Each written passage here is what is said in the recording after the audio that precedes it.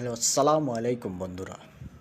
আজ আপনাদের দেখাবো রেলপথে যমুনা রেল ব্রিজ দিয়ে পারাপারের মনোরম দৃশ্য। দেখুন, যমুনার বুক চিরে এই রেল সেতুটি তৈরি হয়েছে। এটি মূলত জাপান গভর্নমেন্ট এজেন্সি জাইকার অর্থায়নে তৈরি।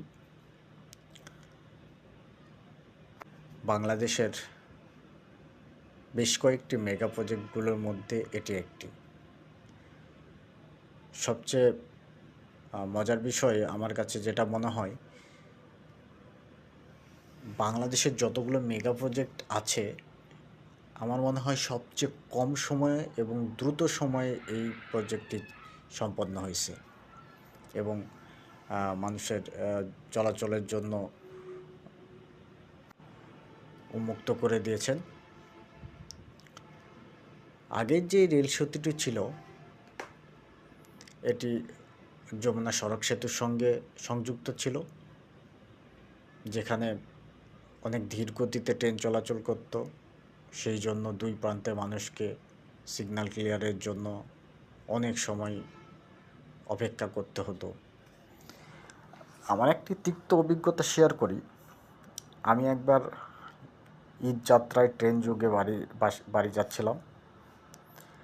আমাকে টাঙ্গাইল প্রান্তে প্রায় 2.5 ঘন্টা ওয়েট করতে হয়েছে সিগন্যাল ক্লিয়ারের জন্য।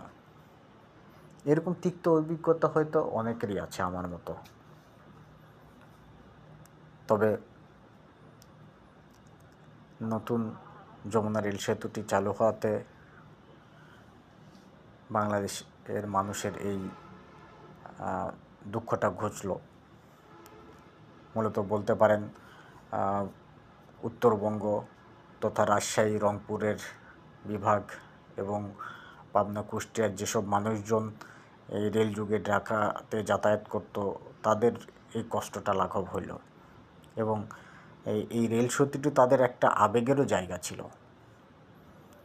বর্তমানে এই রেল সেতুটি চালু হয় এবং আরও মজার বিষয় হচ্ছে, রেল সেতুটি ডুয়েল গেজ হয়। অ্যাট এ টাইমে 2টা ট্রেন এই রেল সেতু দিয়ে ক্রসিং করতে পারে। সেজন্য দুই প্রান্তে সিগন্যাল ক্লিয়ারের জন্য আর ওয়েট করতে হচ্ছে না আমাদের। এটা আসলে বাংলাদেশের যোগাযোগ মাধ্যমে একটা মাইল ফলক হয়ে রইল। দেখুন বন্ধুরা, কত দ্রুত ট্রেনটি যাচ্ছে। আমার আনুমানিক গতি যদি